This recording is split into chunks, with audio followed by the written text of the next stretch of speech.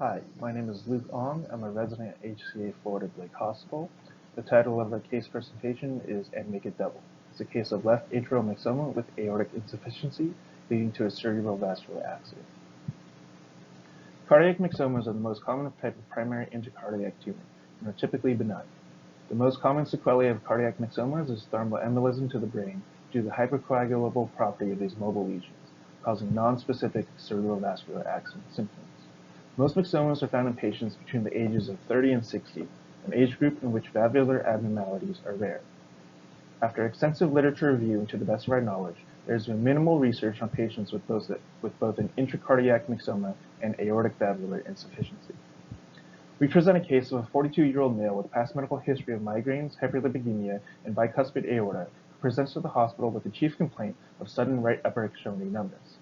This started 2 days prior to admission, followed by an episode of migraine with typical aura. One previous episode of this phenomenon was noted 3 months ago, involving the right leg, lasting about 30 to 40 minutes and resolving spontaneously. No weakness, paresthesia, or pain was noted. Physical exam at this time was unremarkable. Vital signs were stable. EKG demonstrated sinus rhythm.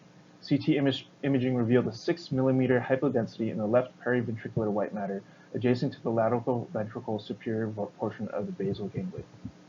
MRI brain with contrast revealed additional small foci of subacute non-hemorrhagic infarction in the distribution of the left MCA and PCA, concerning for cardioembolic sources. Subsequent transthoracic echocardiogram completed revealed ejection fraction of 65 to 70%, no regional wall abnormalities, bicuspid aortic valve with mild to moderate regurgitation. Transesophageal echocardiogram with bubble study revealed a definite spherical mobile mass measuring 15 mm by 13 mm on the left side of the intraatrial septum. The remainder of the findings on TEE were unremarkable. Left heart catheterization revealed no significant coronary artery disease.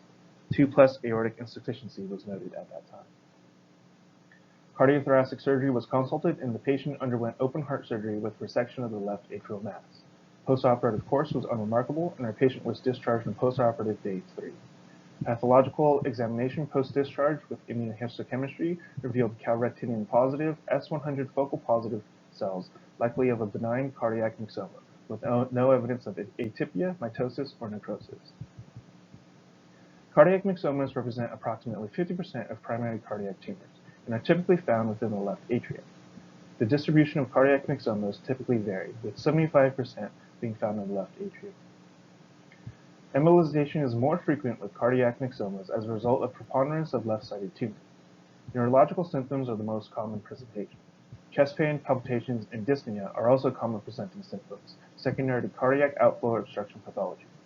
Our patient presented no episodes of shortness of breath or dyspnea. This was likely due to the positioning of the myxoma on the intraatrial septum. There have been few instances of atrial myxoma with aortic insufficiency recorded in the literature.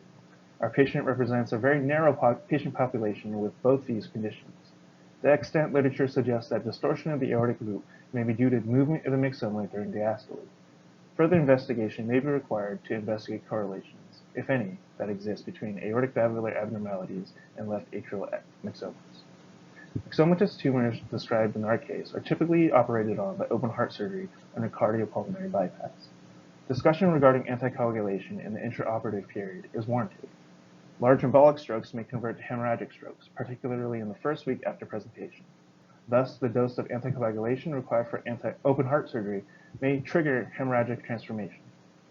There are no current guidelines regarding titration of anticoagulation in the peri- and postoperative period. Certain authors recommend bridging of anticoagulation with delay of open heart surgery. Our patient was able to tolerate surgical intervention well, with no preoperative contraindications. In conclusion, cardiac thromboembolism should always be considered in young patients with cerebrovascular symptoms suggestive of stroke. The first-line treatment should be surgical, with anticoagulation therapy as a second-line therapy for those who cannot tolerate surgical intervention. More research into possible causative pathology between valvular insufficiency and the development of intracardiac tumors is warranted. Thank you for your time.